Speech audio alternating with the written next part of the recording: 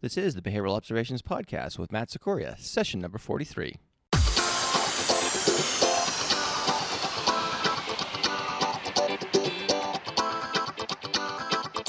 Welcome to the Behavioral Observations Podcast, stimulating talk for today's behavior analysts. Now here's your host, Matt Sikoria. Hey everyone, Happy New Year. Welcome to session 43 of the Behavioral Observations Podcast. I am so excited to share this episode with you today because I can't think of a better way to start off 2018 than with this conversation with Dr. Megan Miller about how to do better in the new year. What do we mean by doing better? Well, she gets into that in pretty good detail, so I won't spoil it here. But I do want to just mention that doing better doesn't necessarily mean that this is a guilt trip. In other words, we're not trying to say you're doing it wrong and you need to do it better. No. What we do talk about is the idea of a focus on continuous professional development.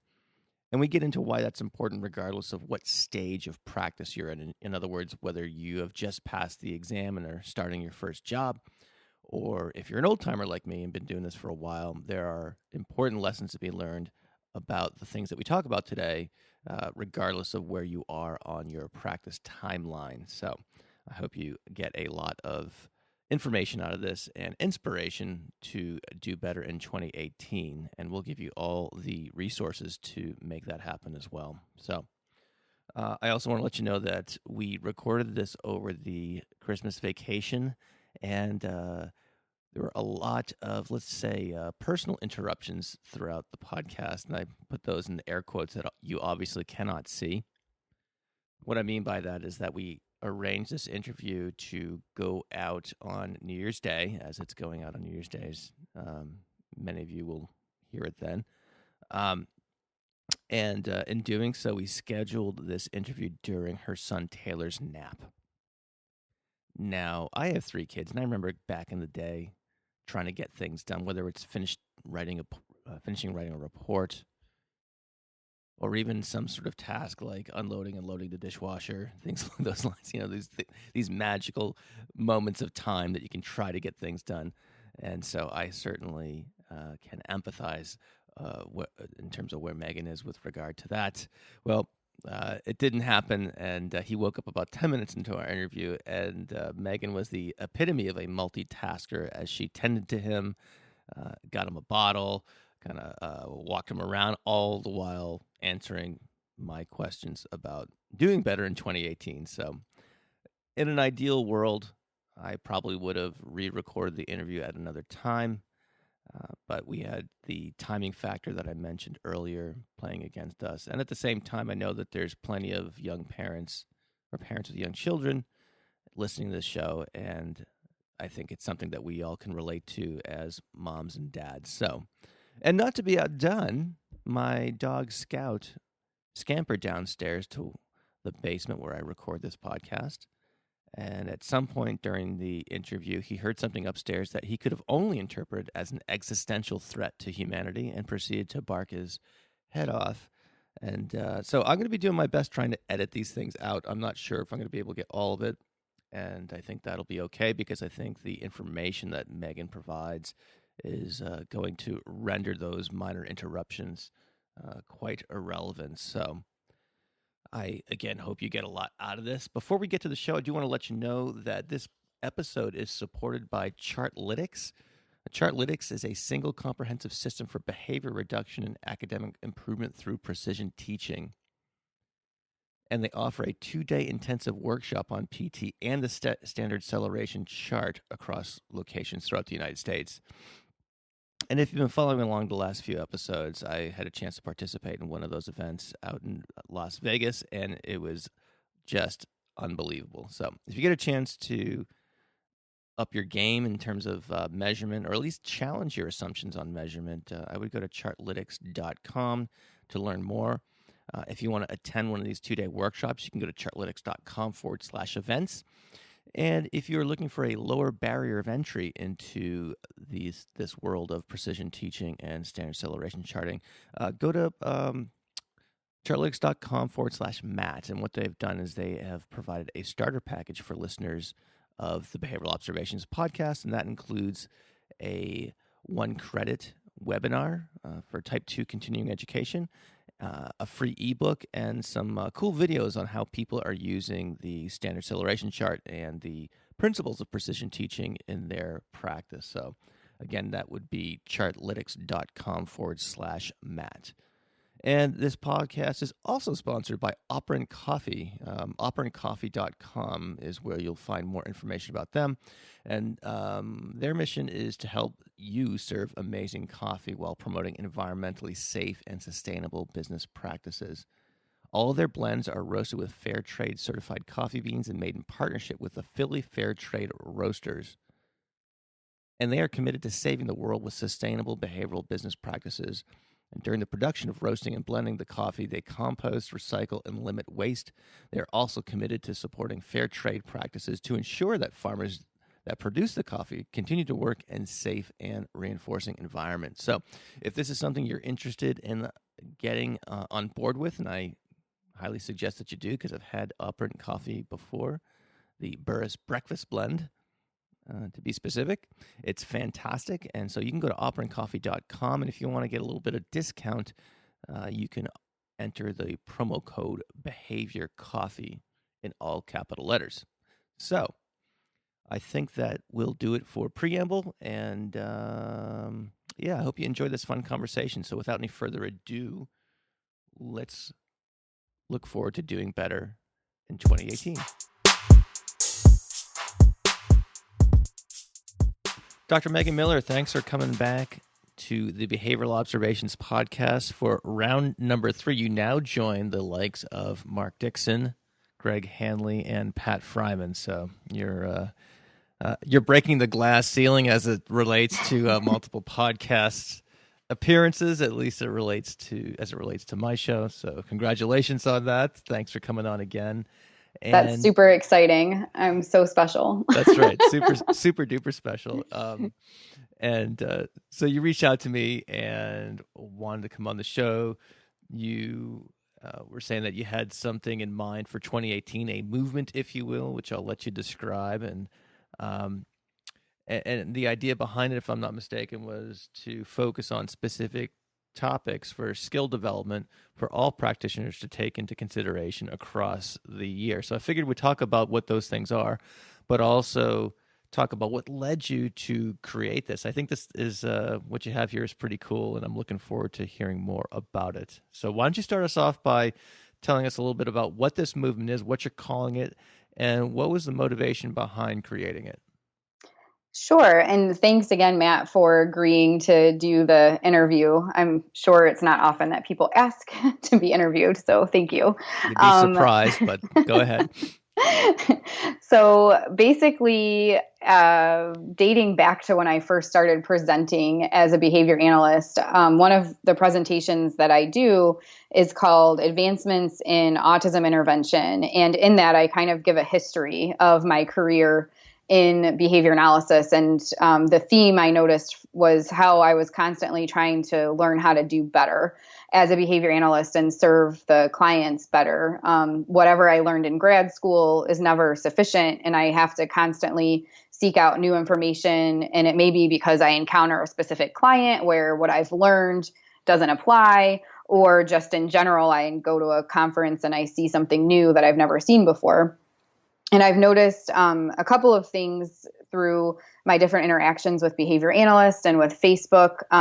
One, from interactions with different behavior analysts, is I tend to try to surround myself with other like-minded behavior analysts who themselves are doing better in whatever it is that they work on. And I feel very fortunate to have been able to network and make those connections with people. But then I've also seen, because I'm pretty active on Facebook, that there seems to be a lot of people who in their early careers or even later are kind of going through the same sort of, transition piece where they're going from grad school where they learned certain basic things about behavior analysis, but now they're out in the workforce and they're trying to apply what they learned, and it's not quite fitting. So they'll post questions on Facebook. There's definitely a motivation to do better, but I don't think that access to the right resources and supports are there. So I'm hoping with this movement, by picking a different theme each month, we can get a community together of people who all want to do better and recognize that as behavior analysts, we constantly have to stay on top of the, best things that are available for our interventions and not just get stuck in a rut doing the same thing over and over and over. So that was kind of what promoted it. And I also, for navigation, I don't have to, but I'm going to be making a lot of webinars this year anyway. So I wanted to try to just have a way to sort of pull everything together and create a community where we could all be teaching each other and improving the work that we're doing as behavior analysts. I feel like that's a fantastic idea, and it's very necessary, I think, in our field as it is, and I guess just about any field. But, certainly I think at the time we're recording this very recently, a lot of people got their test results back, so we have a lot of newly minted BCBAs. And we also have some folks who are, you may have just missed by that much and are, kind of gearing up for, round number 2, in some cases more than that. But for those practitioners that are out there, yeah, I'm sure it is, who are just getting started, it's probably overwhelming just to kind of finish with all that stuff. And it's probably a huge relief in that, kind of post-reinforcement pause, if you will. And then the idea that you got to keep going is probably pretty daunting, but it's also, I guess the other side of that coin is that, like you say, it is very easy to get into a rut.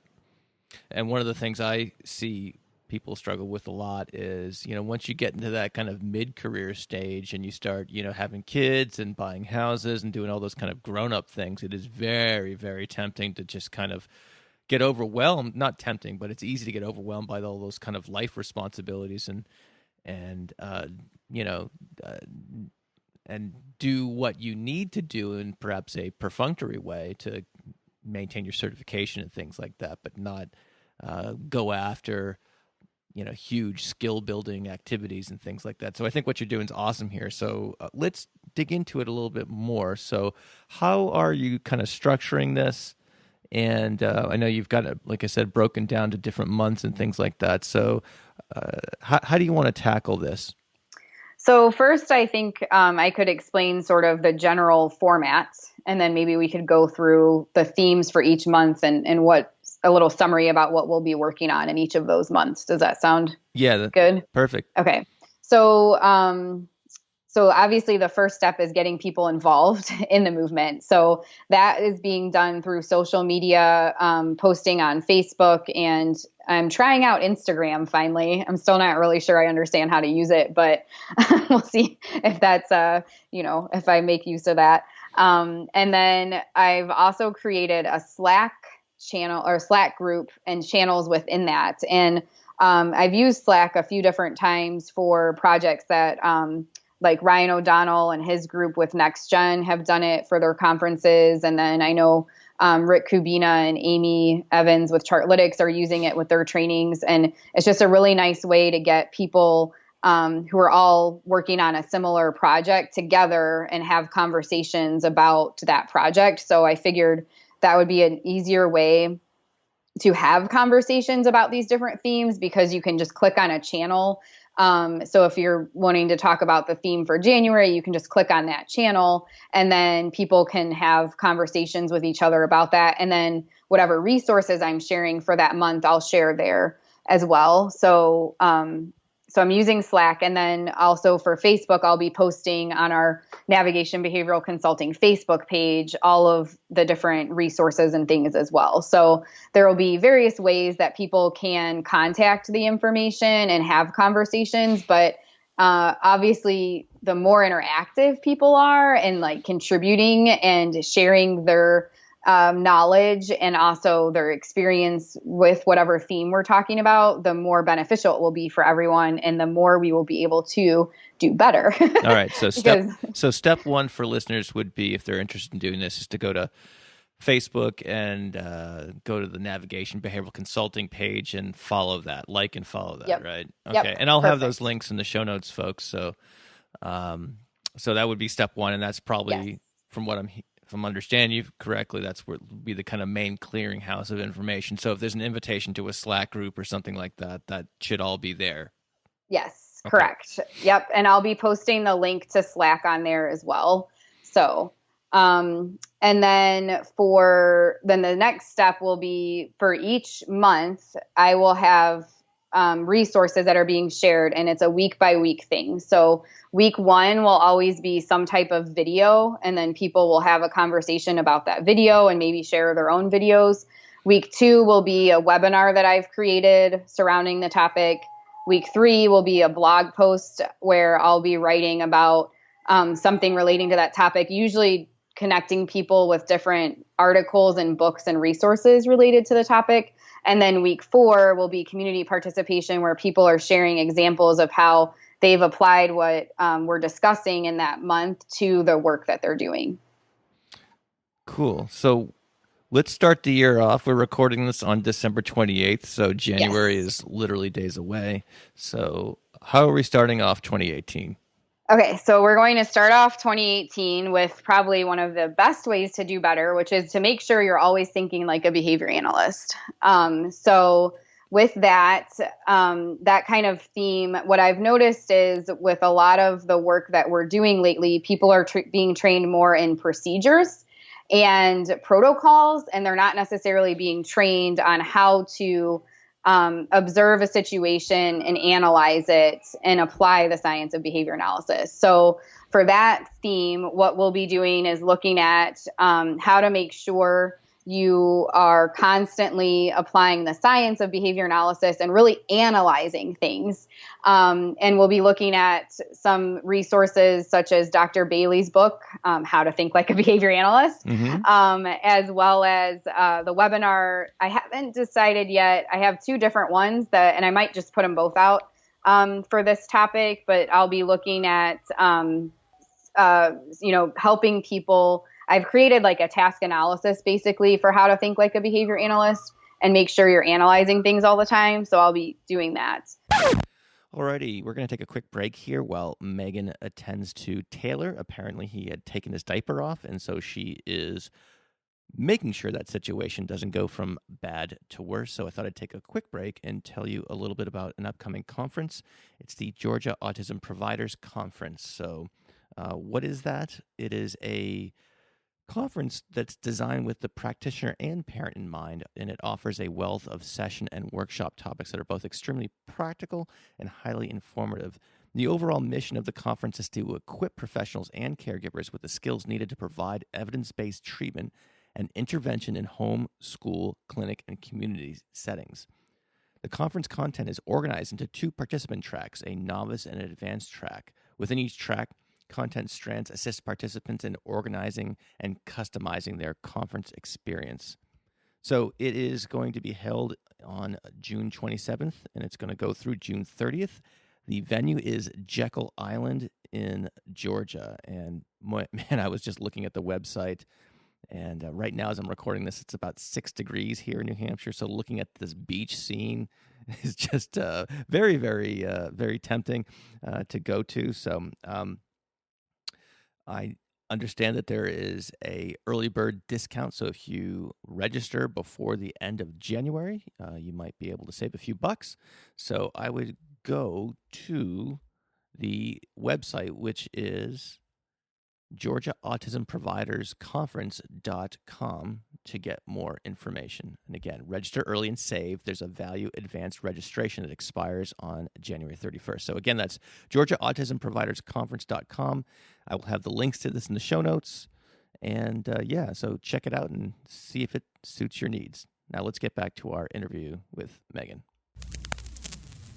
All right, so we're back now. We had to pause for some parenting duties. And so we were talking about Dr. Bailey's book, Think Like a Behavior Analyst, and other sorts of things relative to the January theme of Think Better. So was there anything else about that you wanted to talk about before we moved on to February? I think that's it. This one I'm the most excited about learning, helping people really analyze whether or not they're thinking like a behavior analyst as often as they should be. Because I know, like we said, this getting stuck in a rut situation, this is where that really comes into play. And I have to reflect on it quite often, whether or not I'm actually thinking like a behavior analyst or just blindly implementing things that I've been taught. So. I see. Yeah. It's like you see a situation. It's like, oh, okay, fit part A into slot B, and as opposed to taking a step back and looking at it from, what the critical behavioral principles are that could be going on. Yep, exactly. So I know it's kind of a little bit longer discussion, but like right now I'm working on toilet training Taylor. He'll be 2 in February. And obviously we all know like our basic toilet training protocol, but I'm following that with modifying things as we go based on his performance. And just kind of that sort of idea of like, we don't just implement a protocol and like blindly follow. We should constantly be analyzing where things are going and making sure we're revising as needed. So I'm really excited to dive into January and start it off strong. I see. And as a side, best of luck with toilet training. Thank you. We've had many successes so far, so we'll hopefully continue. Outstanding. All right. So February, the theme of February is assess skills better. So let's dig into that a little bit. What do you mean by that? Okay. So assess skills better. One of the things that I've noticed a lot being asked multiple times per day on Facebook pages is, what assessment should I use for, a 10-year-old, or what assessment should I use for a child who is done with the VB map? And it's just kind of been getting a little frustrating because it's pretty much impossible for any one of us to say, oh, you should use X assessment, because we have to know a lot more about the learner and actually see them to decide which assessments would be appropriate. And I often encounter behavior analysts who say like, well, I just use the VB map, or I just use the ABLES, or whatever assessment it is that they use, as opposed to learning about different assessments and individualizing based on the child. And then, of course, if something's not actually in one of the assessments that we're using, a lot of people are kind of at a loss for what to do. So I'm not entirely sure if that's just not being trained in a lot of graduate programs, or if people just kind of get rusty because they go into a flow with whatever assessments they're using. But the whole concept of just walking into an environment, seeing what a child is doing, determining what strengths and weaknesses there are, and writing a plan without referencing some type of book that you've bought that has a bunch of skills listed, doesn't seem to be happening very much anymore. So this is another one that I'm really excited about in terms of helping people sort of, look at where they're going with the assessment process for skills, and make sure that they're individualizing based on the learner, and that they're making use of all of the different materials and resources available, but also looking at how to assess a skill without even using whatever materials you may typically use. So for this one, the first week, I'll have a video of like how to assess a skill without using a book. Then the webinar will be on assessment, like a bunch of different assessments that exist, and how to sort of piece those together based on learner profiles, as well as individualized assessment process. And then week 3 will be a blog. I've created a document where I list out all of the different materials we use right now for assessment. So my blog is going to be about that. But then I'm hoping for the community participation, people will have examples of the ones that they're using and the ways that they're using it, because everybody does that differently. And I think we could all learn really well from each other how to make it more efficient, for one. But, what are some tips and tricks for best using the different assessments that are out there? And then, of course, week 4 will be the community participation for sharing how to individualize assessments. And one thing I forgot to mention, Matt, that this just made me think of. So for me and my background, I mostly work with children with autism, but I'm hoping for the Do Better movement that we will have people participating from all sorts of different populations. So whether it's autism, schools, OBM, zoos, wherever people are working. And obviously a lot of the things that I'll be sharing will be from my background and what I do, but I'm hoping people can be sharing based on their background and the work they do. So if there was an OBM person, maybe they'll have some examples to share of how they assess skills in a workplace and things like that. That sounds cool, and very, very much needed. So, so March is a topic that I hear come up all the time. It's train parents better. Yes. We did a podcast about that a few episodes ago. Oh, that's my dog. Sorry. That's okay. So, guys, we're just to point out to the listeners, we're also recording this during the holiday vacation. So there's all sorts of things going on in both our households here. So, anyway. So we did an episode on that with Brandon Franklin, and that was one of the more popular episodes as well, and it's certainly an issue that comes up over and over again. So what is the Do Better movement's take on train parents better? Yes, so this is a webinar that the webinar that goes with this month is one that I've had set aside for a long time to make, and it's something we already train our providers on, but there's very little training and guidance provided within graduate programs, especially on how to train people in general, but especially how to train and collaborate with parents. So this for this month, what we'll be doing is focusing on what are some steps that you should have in place for parent training and sort of some of like guidelines and rules and things to consider with looking at working with parents. One of the things that I see happen quite a bit is that people aren't realistic about the plans that they try to have parents or teachers or anybody really that's with a child 24 hours a day do. And I think Brandon touched on that a bit in the podcast that you guys had. So we'll be talking about that a little bit, how to work with the individuals you're trying to train, whether it's parents or others, and do things that are feasible for them, because if it's not feasible, you shouldn't be trying to bother doing it anyway. Right. No change is going to happen. And then just some resources that we've developed. We have like a parent choice document that we use to help parents choose what interventions they want to do. And I went to a talk by Kent Corso, a workshop a few years ago at ABAI on motivational interviewing. That actually comes from the clinical psych background, but he talked about making it behavioral.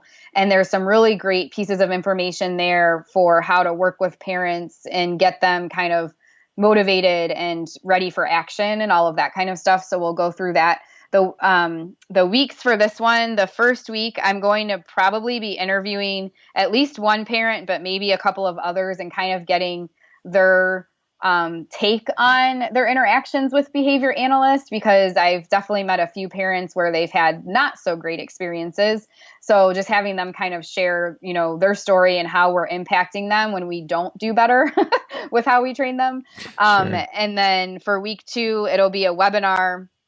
It's going to be a very comprehensive webinar in parent training that goes through, like I was saying, sort of, antecedent, like how do you lay it out so that parents are getting training to begin with, in the moment, what types of things should you be doing as part of your parent training, and then some of the other resources like making sure you're using motivational interviewing and behavioral skills training and those kinds of things. For week 3, we're going to have a blog with discussion on some of the different parent training resources. So like there's the Ruby package that was put out by researchers from Ohio State. And then there's some different parent training books that people have written. So I'm going to kind of put together a summary of those and how those might be helpful. I may incorporate a little bit of research, but I may not. It'll just kind of depend on how I feel like people are needing to be guided, I guess. You might want to think about. Oh, I'm sorry. Go ahead. I was just going to say, for the last week, it'll again be that community participation where people can talk about what they've done with parent training and successes that they've had.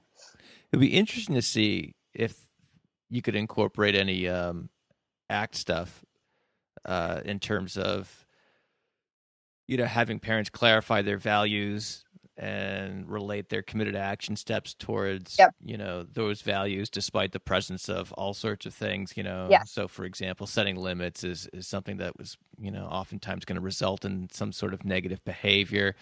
But if it's in service of chosen values, you can commit to those, and et cetera, there might be Right. some. Yep. And that's part of the discussion I'll be having with the motivational interviewing piece, because they're basically motivational interviewing and ACT are very similar in those regards. So kind of tying the two together is my plan. And it's funny because I had thought about including, you'll notice when we get through all of these, like there's not a specific theme for like OBM or ACT or RFT and some of those kind of broader things. But at least in my experience right now, those are all hot topics. I feel like people are kind of already seeking out information on those things. So I'll be interweaving those different avenues within a lot of the themes, but I didn't there's only 12 months in the year and there were too many things that I wanted to incorporate. So I feel like people are already doing pretty good trying to seek out doing better with those kind of bigger areas. But at least right now, those are kind of hot topics that people seem to be studying. So they will be discussed. And I'm hoping, again, people in the community will bring in their own background and experience with things like ACT and RFT, and OBM or whatever else they have experience in that I don't. So got it. That makes sense. So April, the theme for April is intervene early, better. Yes. So this one is definitely going to be one that's obviously a bit more geared towards the autism route. So people who are working in with other populations may think that it's not as applicable to them, but I'll argue that it is, because the overall concept is we need to understand the population we're working with.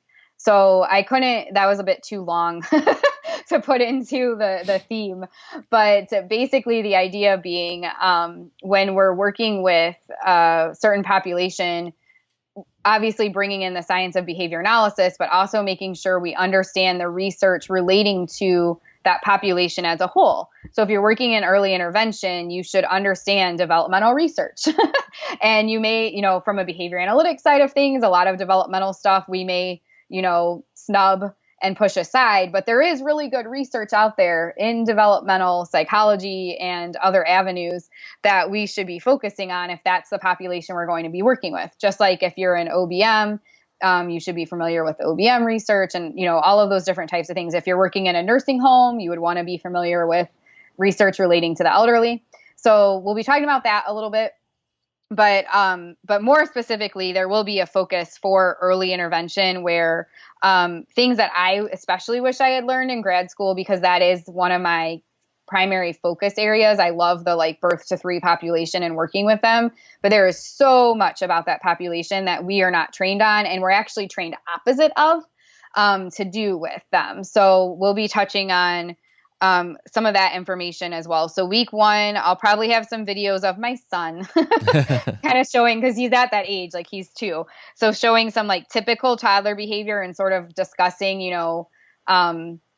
that whole idea, because I know when I was in grad school, anytime we said well, that's typical for a 2-year-old, it was nothing's typical, blah, blah, blah. There was this whole idea that, it's not really, there isn't a developmental stages and phases and things like that. But that's a really long discussion. So that's part of it. That's what we're going to open up with.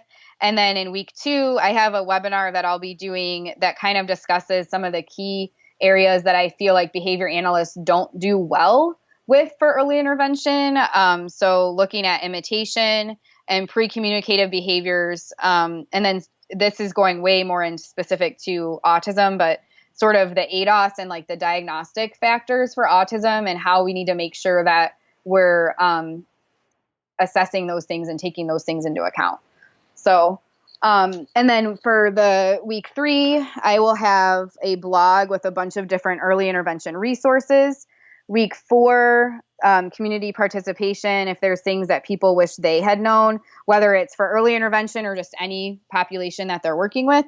And then for week 5, because there's technically 5 weeks in April, we'll have a bonus autism awareness webinar where I'll be talking about interdisciplinary collaboration and like the importance of making sure to recognize like other people with expertise in that population.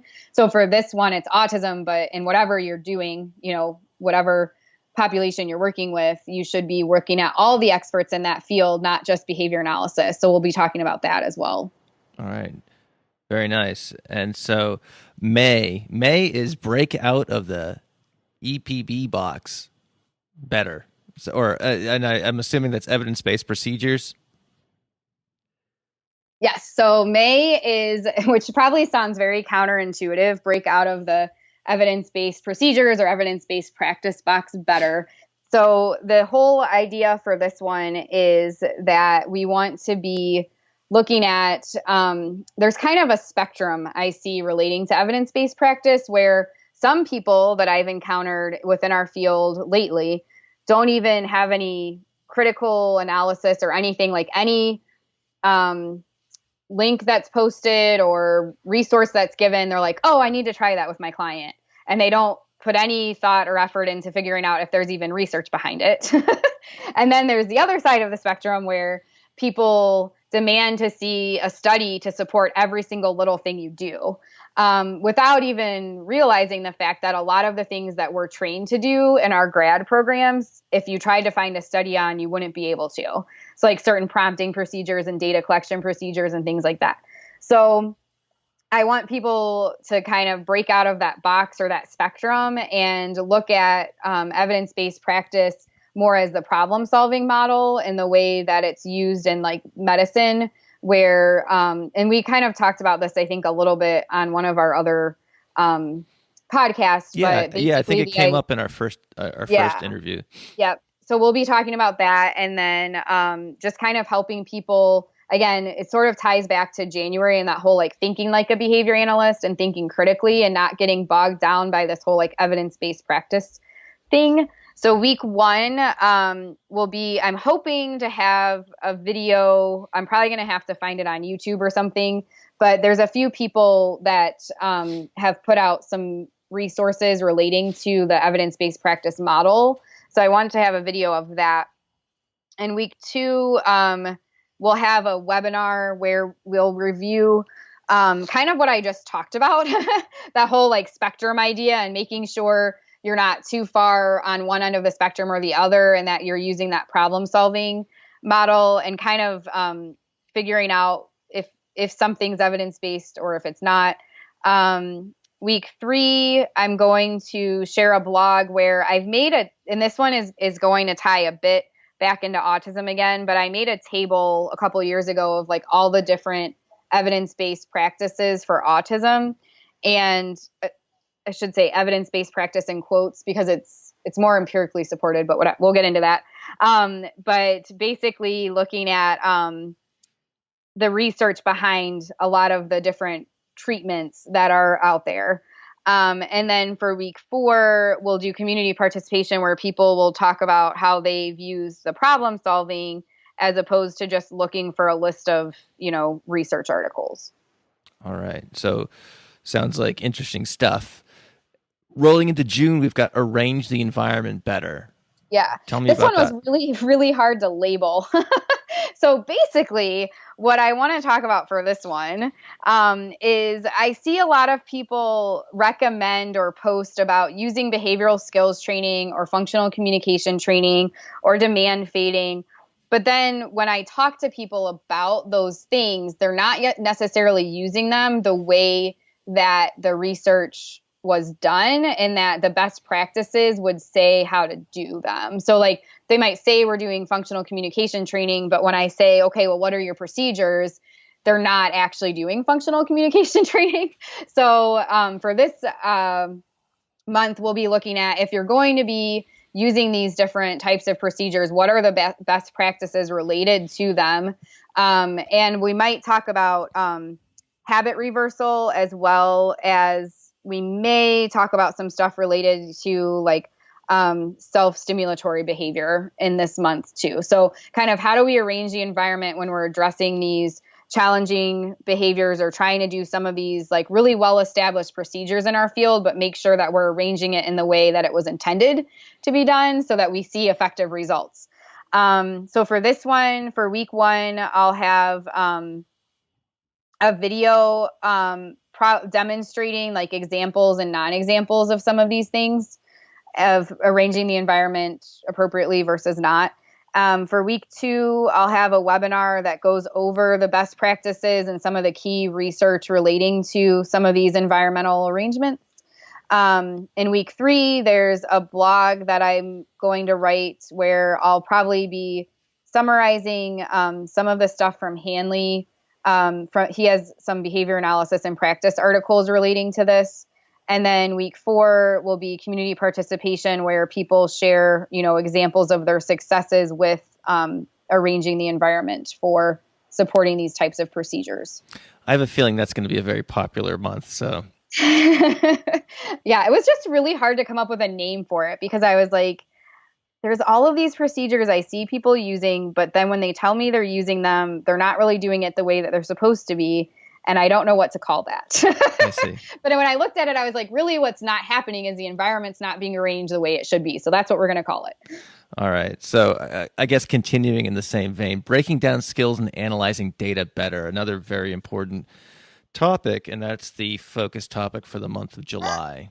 So breaking down skills and analyzing data better. I'll give you one guess. Do you know what this may relate to? Are we going to talk about pinpointing and standard acceleration charting? Yes. Well, I don't really put as much of a focus on pinpointing for this one. I think Rick's group is covering that pretty well. So if people want to learn about that, they can go to a Chartlytics training.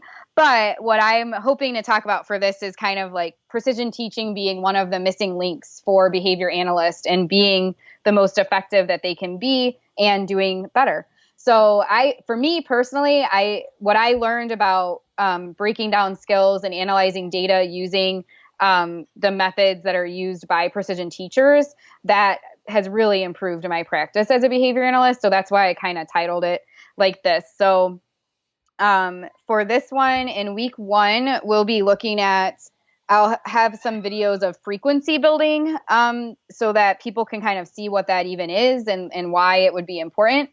And then in week 2, I'll have a webinar on how precision teaching made me a better behavior analyst.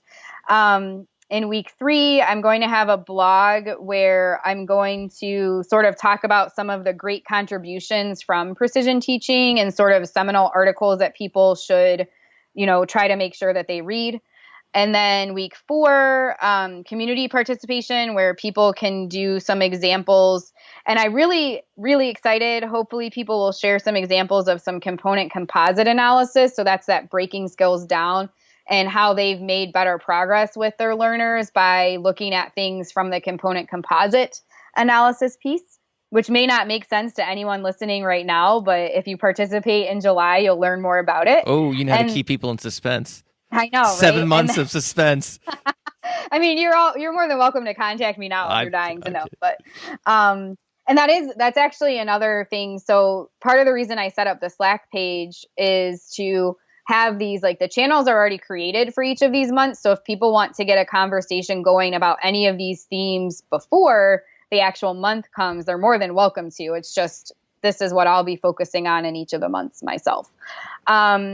And then there are 5 weeks for July. So I think for the 5th week, what we're going to do is a bonus blog or webinar where I'm going to present more information on the Big 6+6, which gets a lot of attention on social media right now, people wanting to learn more about it and how to do it.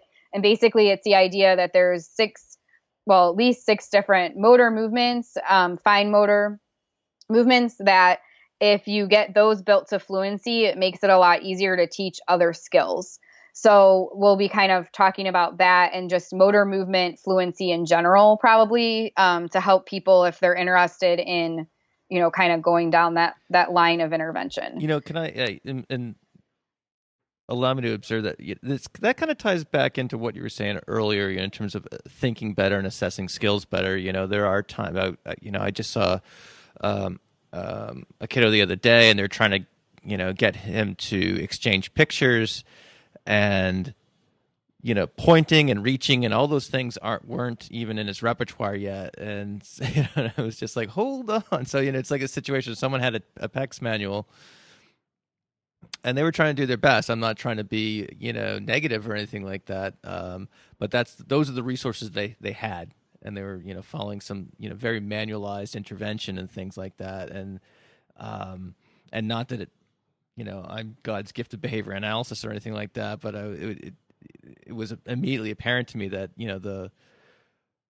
those responses associated with the exchange weren't going to happen anytime soon, unless basic pointing, basic picking up, basic dropping, or whatever you want to call it, were established. So that I think that will tie in nicely to a lot of the other topics that you've already mentioned. Yes. So and that's where, for me, especially with precision teaching, like, I don't see people or skills the same anymore as I used to, now that I know about component composite analysis. Like, it's just so much easier to look at something and go, well, of course he's not doing X, Y, or Z. It's because you haven't taught A, B, and C.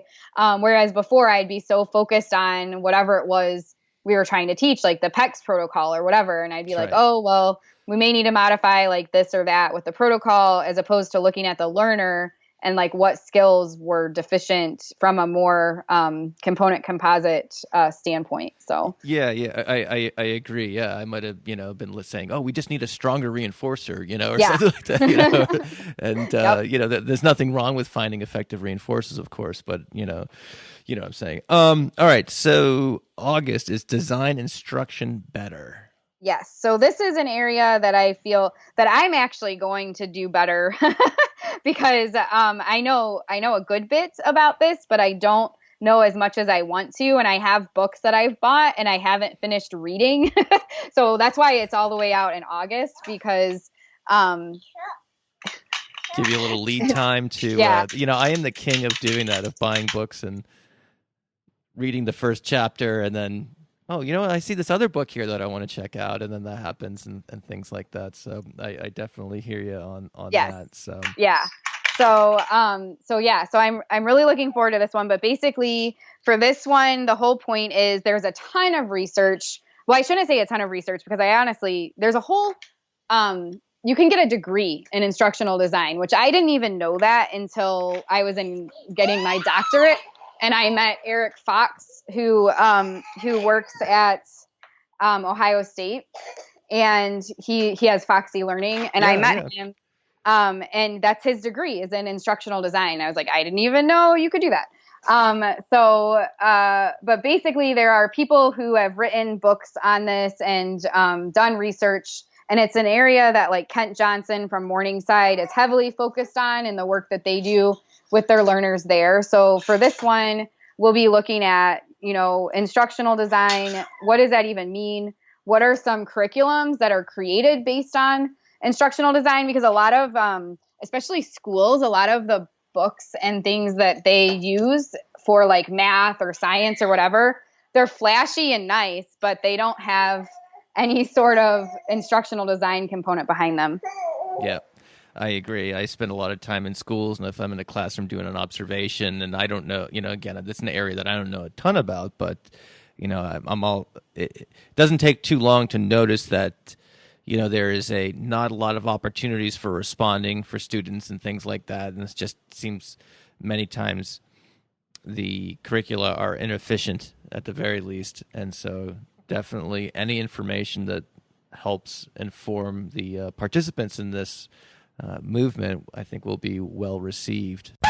All right, so we're back talking about navigating challenging behavior better, because that is the theme for September. So what do you have planned for that, and what sort of topics do you plan on covering? Sure. So for the navigating challenging behavior, the plan is to look at how we can make sure we're not just blindly implementing behavior reduction protocols, and that we're staying on top of the research relating to advancements with assessment. So things like, Hanley and the ISCA, but also in terms of things relating to interventions and that we're individualizing our interventions based on the environment. So, obviously from the topic that we already covered with escape extinction, how I have issues with the way that we use traditional escape extinction, but looking at the environment as well, even for things like planned ignoring and other procedures that we typically use, if the people in the environment aren't going to properly implement what we would see if we were doing some sort of intervention like planned ignoring or escape extinction, then we need to know how to create interventions that will be effective using the science of behavior analysis. So for the month of September, the first week I'll probably have the video will be of the 7 steps most likely. For week 2, we'll be looking at how to create individualized behavior plans, and also looking at making sure we're maintaining human dignity and working within the environment that the plan will work within the environment that we're working in. And I'll probably try to include some stuff on anxiety in quotes, because I know that's not a behavior analytic term. And that may be where we include some information on addressing stereotypy as well, if I don't talk about it in June. And then for week 3, it'll be another blog, probably talking about some of Hanley's work, because he's like one of the kings of this area right now. And then week 4, we'll do some community participation where people can do some examples with unique behavior plans, or ways that they're individualizing things for their learners. And then in week 5, we'll have the bonus for week 5, but I'll probably base that off of kind of what the community seems to be interested in. I haven't picked what the bonus is going to be yet for that. I'm sure you'll get lots of suggestions. Anytime you start talking about problem behavior, hands go up. So yep. I'm sure you won't lack for ideas once Yeah. you guys start chatting about that. So, Yep. All right, October, we got 1 quarter to go, and I know Taylor is holding up like a champ, and and you are too. So for the listeners listening along, Megan and I are talking on Skype, and she is walking around her house trying to make sure Taylor gets exactly what he needs. We had planned this during his nap time, and inevitably he woke up during the nap. That's right. It's what happens when you plan these things, right? So, Megan is the epitome of multitasking right now. So, all right. And you're getting a whole entire tour of my really messy house. Yes, of course.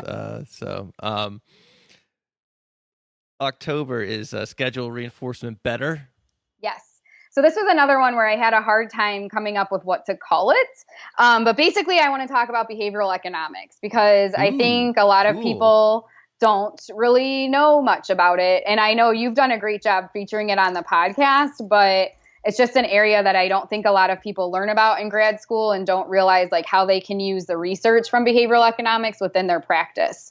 So, just I call it schedule reinforcement better, because that's how I think behavioral economics can inform us well, is like if you understand the research there, when you're scheduling reinforcement, you'll understand the different multiple schedules that are happening and how they sort of interact with one another. So, yeah, I would. That's cool. I wasn't expecting that. So, and just a tip to anyone: go see any talk. If you're going to a conference, you see Derek Reed on the docket.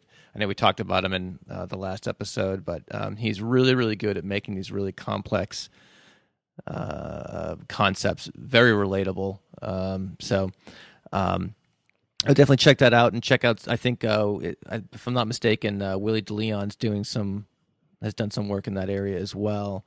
So those would be a couple of different resources for people to get into. So that's really exciting, because it just brings me back to my grad school days a million years ago, because behavioral economics was like really huge, especially in the EAB community and things like that. So to be talking about it, almost 20 years later in the context of more practical, applying it towards, practical social problems is really, really cool. So yeah.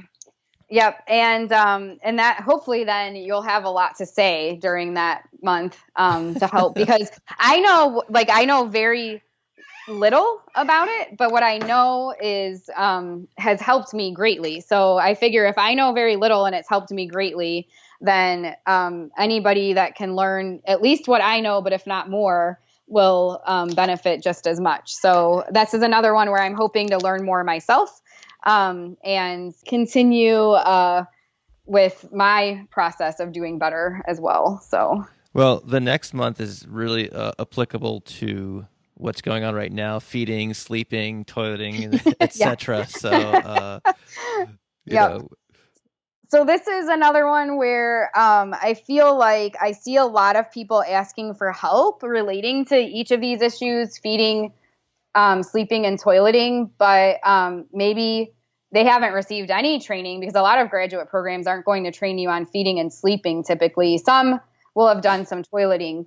But generally speaking, this is an area where I think a lot of times behavior analysts don't seek out the mentorship that they should be. So we'll talk about that a little bit, but then also just some best practices relating to these topics. And this again ties in with the January Think Better, because this is another area where I see a lot of people, especially for toileting, it's like, we've learned this procedure and this is what you do.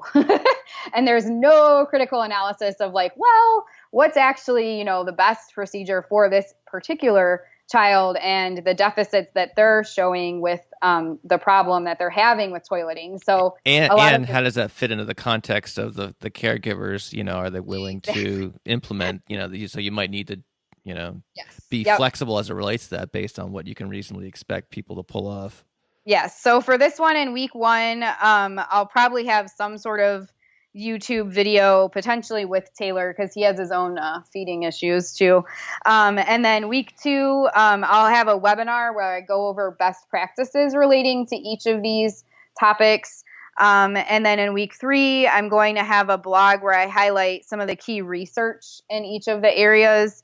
And like resources relating to each area. And then in week 4, hoping for community participation for people to share like their individualized experiences with, addressing these issues. I see. And so we round out 2018 in December by talking about developing play and reinforcers better.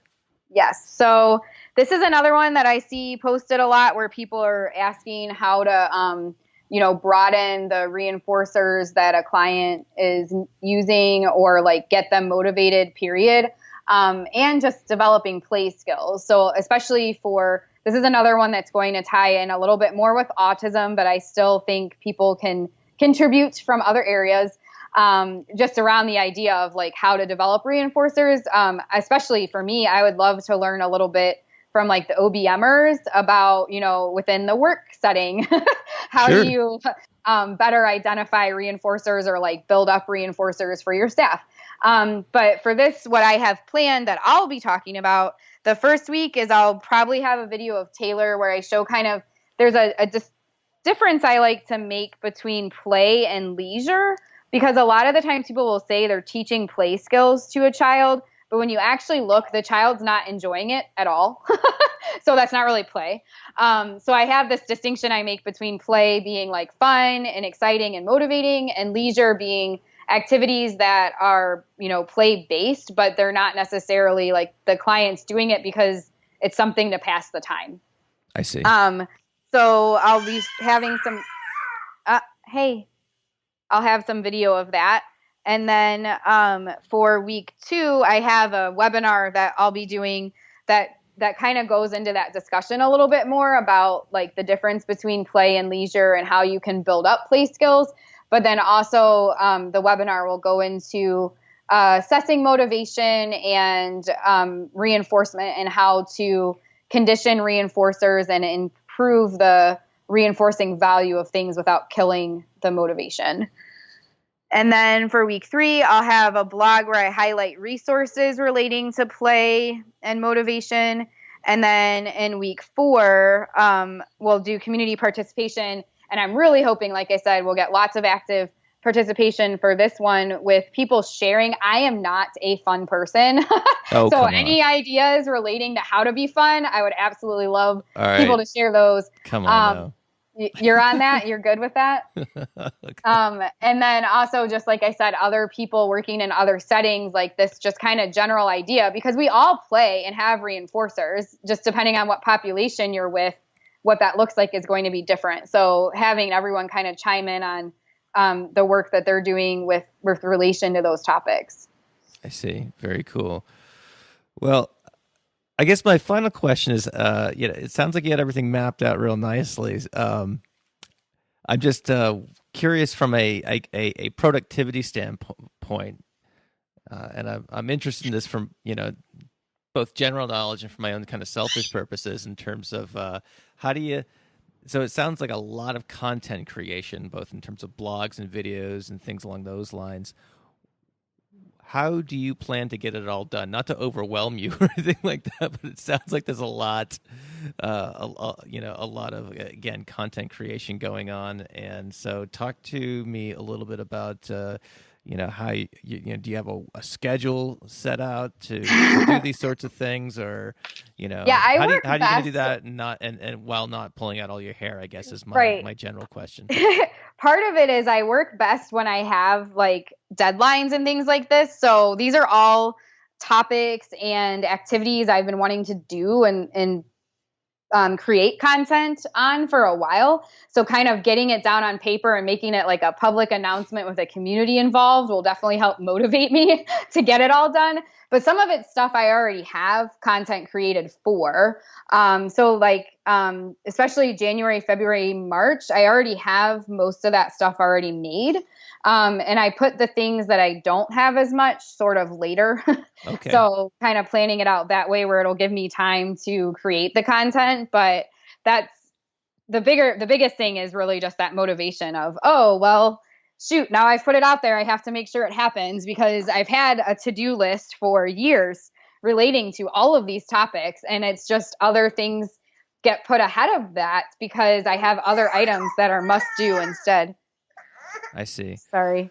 Alrighty. Well, I think we have tested Taylor's patience as much as he is going to let us today. So thanks so much for coming on the show again. And I'm glad we were able to kind of soldier through this. In an ideal world, we probably would have done it some other time. But I think both of us wanted to start the year off with this. And this seems like probably the only time it was going to happen. So I appreciate the inconvenience for your afternoon today. So I will have all this information in terms of the links to Navigation Behavioral Consulting, the Facebook group, and so forth. That will all be at behavioralobservations.com / and I think this will be probably session 43 if I'm not mistaken. And so you can go there if you want to learn more. And I think that's probably going to be a wrap for today's episode.